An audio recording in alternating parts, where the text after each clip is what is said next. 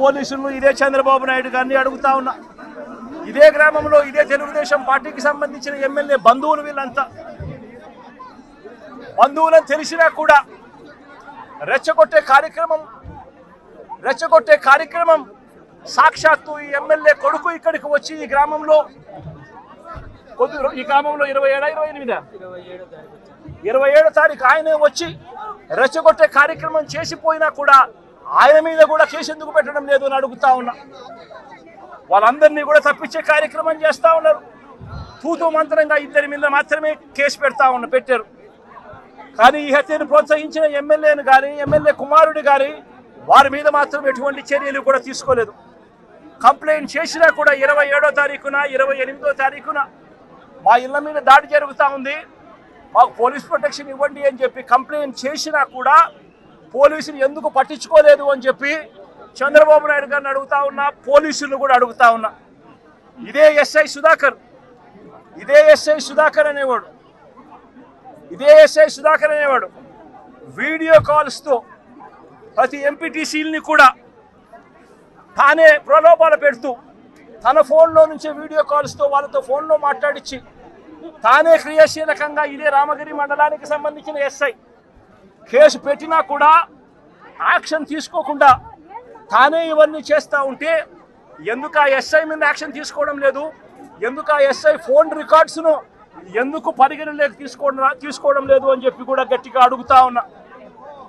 ఇదే లింగమయ్యతో పాటు కొడుకు శ్రీనివాస్ పై కూడా దాడి చేశారు.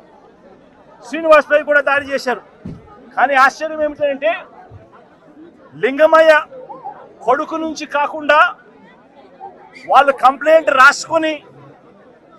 రాసుకునింది ఎవరితో తెలుసా? వాళ్ళంతకు వాళ్ళే ఒక పేపర్ మీద రాసుకొని వచ్చి పోలీసులు చదువు రాదని చెప్పి లింగమయ్య భార్యతో ఏలుముద్ర బలవంతంగా వేయించుకున్నారు. ఇది న్యాయమేనా అని అడుగుతా ఉన్నా. లింగమయ్య భార్య చదువు రాదని కొడుకు పక్కన ఉన్నాడు, దాడిలో ఆయన కూడా గాయపడ్డాడు, చదువుకున్నాడు. కానీ ఆయనతో స్టేట్మెంట్ తీసుకోరు. స్టేట్మెంట్ తీసుకునేది పోలీసులే రాస్తారు. లింగమయ్య భార్యతో ఏలుముద్ర తీసుకుంటాడు. ఎందుకు ఆయన చదువు రాదు, భయపడిచ్చి పెట్టకపోతే ఏలుముద్ర వేయకపోతే ఏమన్నారమ్మా, సంతకం పెట్టాలి. ఎట్టి పరిస్థితుల్లో పెట్టకుండా పోతే ప్రసక్తే లేదు, ఖచ్చితంగా పెట్టాలని చెప్పి ఆమెతో ఏలుముద్ర తీసుకుంటారు. వీళ్ళు ఏం రాసుకున్నారో ఆమెకు తెలీదు, ఏం స్టేట్మెంట్ ఉందో దాంట్లో తెలీదు, ఎవడు చెప్పడు. కానీ కొడుకు ఇచ్చే స్టేట్మెంట్ మాత్రం తీసుకునే కార్యక్రమం మాత్రం చేయరు. ఈరోజు మేము ఎంత ట్రాన్స్పరెన్సీగా పనిచేస్తున్నామంటే జగన్మోహన్ రెడ్డి నేను పలానా ఓకే సవాల్ వస్తేనే బెంగళూరు నుంచి వస్తావు, ఎక్కడైనా శవరాజకీయం చేయాలనుకుంటే బెంగళూరు నుంచి వస్తారు మీరు. ఎస్ కాదని చెప్పట్లేదు. మీరు ఎక్కడికి వెళ్తారని మీరు పర్మిషన్ పెడితే ఏ రోజైనా మిమ్మల్ని హౌస్ అరెస్ట్ చేసిన సందర్భాలు ఉన్నాయా? మీ నాయకులను ఎవరైనా హౌస్ అరెస్ట్ చేసిన సందర్భాలు ఉన్నాయా? ప్రివెంటివ్ అరెస్ట్ ఏమైనా చేస్తున్నామా? పరదాలు ఏమైనా కడుతున్నామా? పోలీస్ బందోబస్తుల మధ్యలో మేము ఏమైనా వెళ్తున్నామా? ఒకసారి ఆలోచన చేయండి. ఇవన్నీ మేము అంత ట్రాన్స్పరెన్సీగా ఒక ప్రతిపక్ష నాయకుడు కూడా కాదు, ఎక్స్ సీఎంకి ఇవ్వాల్సిన గౌరవం ఇచ్చి జెడ్+ సెక్యూరిటీ ఇచ్చి అంటే ఆయనకి ఇవ్వాల్సిన భద్రత కన్నా ఎక్కువ ఇచ్చి మేము పంపిస్తూ ఉంటే ఈరోజు బయటకు వచ్చి భద్రతా వైఫల్యం. ఎస్ నేను హోమ్ మినిస్టర్గా మాట్లాడుతున్నా.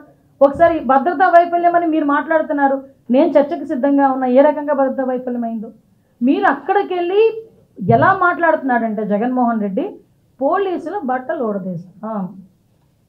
నిజంగా దమ్మున్నవాడు ఎస్ఐ బయటకు వచ్చి, ఎస్ఐలు అదేవిధంగా మహిళా పోలీసులు కూడా బయటకు వచ్చి ఏ రకంగా మాట్లాడుతున్నారు అని ఒక ఎక్స్ సీఎంని నిలదీసే పరిస్థితి వచ్చిందంటే సిగ్గుపడాలి ఈరోజు జగన్మోహన్ రెడ్డి. ఎందుకు ఇలా మాట్లాడేనా అని సిగ్గుపడాలి. నిజంగానే అనిపించింది. ఒక పోలీస్ కాకి చొక్కా ఒంటి మీదకి రావాలంటే ఏదో బయటికి వెళ్ళి సీఎంఆర్లోనో లేకపోతే ఎక్కడో లక్కీ షాపింగ్ మాల్కో లేకపోతే ఇంకో షాపింగ్ మాల్కో వెళ్ళి కొని తెచ్చుకున్నంత ఈజీ కాదు కాకి చొక్కా మీదన పడ్డం అంటే. ఆ కాకి చొక్కా పోలీస్ కానిస్టేబుల్ దగ్గర నుంచి ఐపీఎస్ వరకు కాకి చొక్కా ఒంటి మీద పడాలంటే ఎగ్జామ్స్ రాసుకొని రన్నింగ్లు పాస్ అయ్యి వాళ్ళు బాడీ ఫిజికల్ ఫిట్నెస్కి వాళ్ళు పాస్ అయ్యి అదేవిధంగా ఇంటర్వ్యూలకి అటెండ్ అయ్యి కఠోరమైన శ్రమ చేస్తే తప్ప ఆ పోలీస్ చొక్కా ఒంటి మీదకి రాదు, ఆ కాకి చొక్కా ఒంటి మీదకి రాదు. అటువంటి కాకి చొక్కా నేను ఓడదీస్తాడట. అది కూడా ఒక ఎక్స్ సీఎం మాట్లాడే భాష ఏమిటో నాకు ఒక అర్థం కావట్లే. అందులో ఆడవాళ్ళు ఉన్నారు. అనంతపురం ఎస్పీ ఒక లేడీ, అనంతపురం డిఐజీ ఒక లేడీ, అక్కడ చాలామంది లేడీ పోలీస్ కానిస్టేబుల్స్ ఉన్నారు, లేడీ ఎస్ఐస్ ఉన్నారు. అలాంటి వాళ్ళ గురించి బట్టలు ఉడదీస్తాం అలాగే ఇలాగా మాట్లాడుతూ ఉంటే సిగ్గనిపించట్లేదా? సంస్కారమేనా అది? కనీసం ఒక సంస్కారంతో కూడిన మాట ఒక ఎక్స్ సీఎంగా మాట్లాడాలి అన్న ఇంగిత జ్ఞానం లేకుండా ఎక్కడికి వచ్చి మాట్లాడుతున్నాడు? ఇది ఒక విక్టిమ్ హౌస్ దగ్గరికి వచ్చి మాట్లాడే పరిస్థితులు. ఎవరి గురించి వెనకేసుకొస్తున్నాడు? ఒక పోసాని కృష్ణమురళి గురించి, ఒక నందిగాం సురేష్ గురించి వెనకేసుకొస్తున్నాడు. మేము ఈరోజు ఇందాక మేము చెప్పాం, ఎమ్మెల్యేలు ఎంపీల గురించే మాట్లాడాం. నిజంగా ఈరోజు చెప్తే కార్యకర్తలు కానీ, అదేవిధంగా ఇంచుమించుగా చూస్తే దగ్గర మామూలు సామాన్య ప్రజల మీద కానీ వాళ్ళు పెట్టిన కేసులు ఇవన్నీ కోకొల్లలు ఉన్నాయి. కొన్ని వేల కేసులు ఉన్నాయి, మామూలు కొన్ని వేల కేసులు. జగన్మోహన్ రెడ్డి హయాంలో 5 సంవత్సరాల్లో దగ్గర 2826 హత్యలు జరిగినాయి. నిజంగా నేను అంటున్నాను జగన్మోహన్ రెడ్డితో, జగన్మోహన్ రెడ్డి నీ హయాంలో 2800 పైచీలకు హత్యలు జరిగినాయి. వీళ్ళందరి దగ్గరికి కూడా నువ్వు వెళ్తానన్నా కూడా మేము విత్ ప్రొటెక్షన్ పంపిస్తాం, వెళ్ళు, మేమేం కాదని చెప్పట్లేదు. వాళ్ళందరి దగ్గరికి వెళ్ళి పరామర్శించే దమ్ముందా నీకు? అలాంటిది ఈరోజు బయటకు వచ్చి నోటుకు వచ్చినట్టు మాట్లాడతాడు. మరి నిన్న జగన్ గారు మాట్లాడింది, ఆయన మాట్లాడిందల్లా పోలీసులు ఎవరైతే చంద్రబాబు మెప్పు కోసం పనిచేస్తూ ఉన్నారో 3 సింహాలను పక్కన పెట్టి కాకి చొక్కాకున్న గౌరవాన్ని కూడా తగ్గించే విధంగా పనిచేస్తూ ఉన్నారో, ఎవరైతే దుర్మార్గంగా ఈ హత్యలకు దాడులకు కారకులవుతున్నారో ఆ పోలీసుల యొక్క యూనిఫాము ఉండదు అని చెప్పడం ఆయన చెప్పింది నిన్న సందేశం. అటువంటి పోలీసులకు నిజంగానే మా ప్రభుత్వం వచ్చిన తర్వాత ఈ కేసుల పునర్విచారణ జరుగుతుంది. వారిపైన ఇవాల్టి నుంచే ఛార్జ్ షీట్ వేయడం మొదలవుతుంది. తప్పనిసరిగా మా ప్రభుత్వం వచ్చినాక బాధితులందరూ మీ మీద కంప్లైంట్లు పెడతారు, అటువంటి పోలీసుల మీద కంప్లైంట్లు పెడతారు. ఆ బాధితులు ఇచ్చిన కంప్లైంట్స్తో రీఇన్వెస్టిగేషన్ చేస్తాము, కారకులైనటువంటి పోలీసులను విధుల నుంచి తొలగిస్తాము అనేది మా నాయకుడు జగన్ గారు నిన్న ఇచ్చిన సందేశం. నిన్న జగన్మోహన్ రెడ్డి గారే ఈ జిల్లాకు రాకూడదనేసి, అవసరం అనుకుంటే మాకు దమ్ముంది హెలికాప్టర్ కిందికి దిగనేమని మాట్లాడిన పరిటాల సునీత పైన చూపించాలా మీ పోలీసు ప్రతాపం. ఒక ప్రతిపక్ష నాయకుడు, మాజీ ముఖ్యమంత్రి ఇక్కడ జరిగినటువంటి ఒక హత్య సంఘటనలో ఆ కుటుంబాన్ని పరామర్శించేకి వస్తా అంటే రానివ్వము, మేము పోలీస్ బందోబస్తు ఇవ్వము, మేము హెలిప్యాడ్కు అనుమతులు ఇవ్వము, ఇదా మీ పోలీసు విధానము? మరి చెన్నై కొత్తపల్లి దగ్గర హెలిప్యాడ్కి అనుమతిస్తే ఏమవుతుంది అనుకున్నారు మీరు? అక్కడి నుంచి పాపిరెడ్డిపల్లి వరకు 12 కిలోమీటర్ల పాటు వేలాది వాహనాలతో ఆయన గ్రామానికి సందర్శిస్తే జిల్లా వ్యాప్తంగా నిరసనలు వెల్లువెత్తేటువంటి పరిస్థితి ఉంటుంది. తెలుగుదేశం పార్టీ గౌరవం పల్చనయ్యేటువంటి పరిస్థితి ఉంటుంది. చంద్రబాబు నాయుడు గారి యొక్క ప్రభుత్వం యొక్క వైఫల్యం ప్రజలకు ఎండగట్టినట్లుగా చూపించినట్లుగా తెలియవచ్చే విధంగా ఉంటుందనే ఉద్దేశంతో మీరు చెన్నై కొత్తపల్లి వద్ద హెలిప్యాడ్కి అనుమతి ఇవ్వలేదు. ఎన్ఎస్ గేట్ దగ్గర చెక్ పోస్టులు పెట్టారు, చెన్నై కొత్తపల్లిలో చెక్ పోస్టులు పెట్టారు, రాప్తాడ్లో చెక్ పోస్టులు పెట్టారు, ధర్మవరంలో చెక్ పోస్టులు పెట్టారు, గుంటిమది దగ్గర చెక్ పోస్టులు పెట్టారు, శ్రీహరిపురం కాలనీ దగ్గర చెక్ పోస్టులు పెట్టారు. ప్రతి చోట అడుగడుగునా మీరు ఆపలేదా? పోలీస్ డిపార్ట్మెంట్ వాళ్ళు ప్రజలు వస్తా అంటే ఆపలేదా? ఆపాల్సినటువంటి అవసరం ఏముంది? ఆదేశాలు ఎవరిచ్చారు మీకు? మరి జగన్ గారు వస్తున్నప్పుడు మీరు ఇన్ని వాహనాలను ఆపినా, మీరు ఇన్ని వాహనాలను ఇన్ని నియోజకవర్గాల్లో ఆపినా, మీరు గత 3-4 రోజుల నుంచి ఇదే సందేశం ఇస్తా ఉన్నా, మరి ఈరోజు 40,000 జనం ఎలా వచ్చారు? మరి మీ ప్రభుత్వ వైఫల్యం కాదా? ఈ సుధాకర్ వైఫల్యం కాదా? మీ పోలీసుల వైఫల్యం కాదా? ఈరోజు రాష్ట్రంలో తెలుగుదేశం పార్టీ పల్చనైందానికి కారణం ఎవరు? ఈ సుధాకర్ వైఫల్యం కాదా? ఈ పరిటాల సునీత యొక్క అహంభావం కాదా? అహంకారపూరితమైన విధానం కాదా? మరి పక్కనున్న రొద్దంలో మంత్రిగా ఉన్న సవితమ్మ ఎలక్షన్ పెట్టుకుందా? మెజారిటీ లేదని వదిలేసింది. పక్కన ఉన్నటువంటి కంబదూరులో ఎలక్షన్ పెట్టుకున్నారా? మెజారిటీ లేదని వదిలేశారు. మరి మీకున్నటువంటి స్పెషాలిటీ ఏంటి సునీతమ్మ? రామగిరి మీ జాగీరా? మీ నాయన జాగీరా? ధర్మారోపణలో జాగీరా?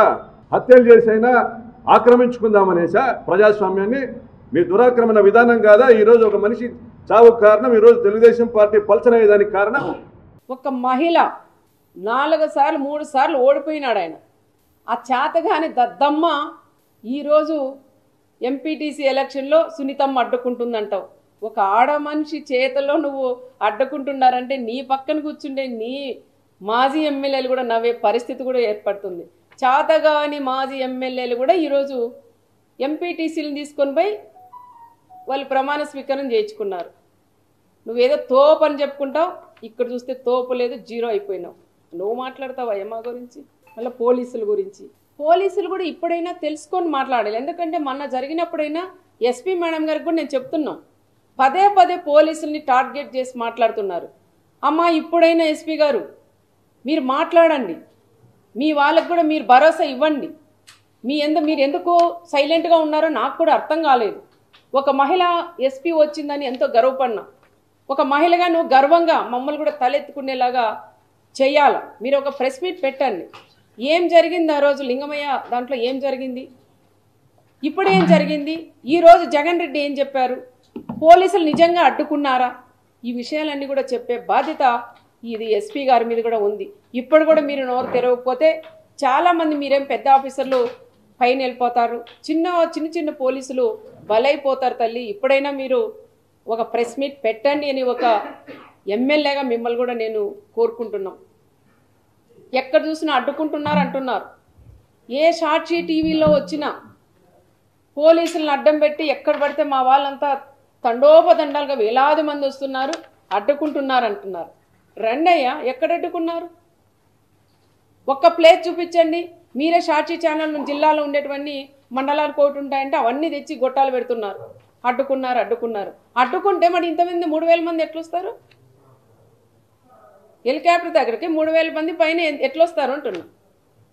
పోలీసే అడ్డుకుంటే ఒక్క వెహికల్ కూడా రాదు. జగన్ దిగాల, పోయి పరామర్శించి బండెక్కి పోయే పరిస్థితి ఉండేది. కానీ ఆ పరిస్థితి లేకోకుండా మా నాయకుడు చంద్రబాబు నాయుడు గారు ఆ విధంగా వద్దు, ఎవరికైనా స్వేచ్ఛ ఉండాలా, రమ్మనండి, బందోబస్తు పెట్టండి, పంపించండి అని గౌరవంగా పంపిమ్మనే మా నాయకుడు చంద్రబాబు నాయుడు గారు చెప్పారు. మా నాయకుడే అనుకోనింటే ఈరోజు నువ్వు ఈ మండలంలోకి కూడా అడుగుపెట్టు. మా కార్యకర్తలు మేమే అనుకోనింటే ఈరోజు ఈ మండలంలోకి నువ్వు అడుగు పెట్టవని మరొక్కసారి పులివెందుల ఎమ్మెల్యే గారు కూడా నేను పేరుపైన కూడా నేను కూడా తెలియజేసుకుంటూ, పదే పదే మీరు అనవసరంగా లేనివి ఉన్నట్లు సృష్టించి మాట్లాడడం కూడా అది కరెక్ట్ కాదు. ఏది ఏమైనా ఈరోజు మాట్లాడిన ప్రతి ఒక్క వర్డు పచ్చి అబద్ధాలు తప్ప దాంట్లో ఒక్కటి కూడా నిజం లేవు. నేనే అన్న టీవీ ఆఫ్ చేయండి, ఎన్ని పచ్చి అబద్ధాలు. ఏదైనా కనీసం దాంట్లో నిజాలుంటే 1% అబద్ధం చెప్పినా 99% నిజాలన్నా ఉంటే చూడొచ్చు. కానీ 99% కూడా 100% కూడా అబద్ధాలు తప్ప దాంట్లో ఒక్కటి కూడా.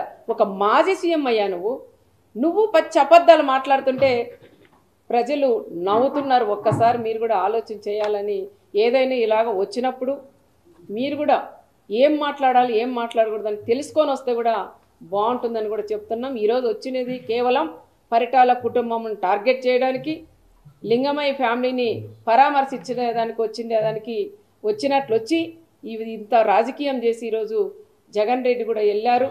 ఏది ఏమైనా మా కార్యకర్తలందరూ కూడా ధైర్యంగా ఉన్నాం. ఎవరు ఎన్ని అడ్డంకలు వేసినా ఏది చేసినా కూడా ఎవరు కూడా భయపడే పరిస్థితులు ఇక్కడ లేరు అని జగన్ కూడా నేను తెలియజేస్తున్నాం. తల్లికి చెల్లికి న్యాయం చేయలేని వ్యక్తి ఈరోజు నా మండలంలో జరిగిన లింగమయ్యకి ఏమి న్యాయం చేస్తారనేది ఒక్కసారి సూటిగానే ఆయన కూడా నేను అడుగుతున్నా.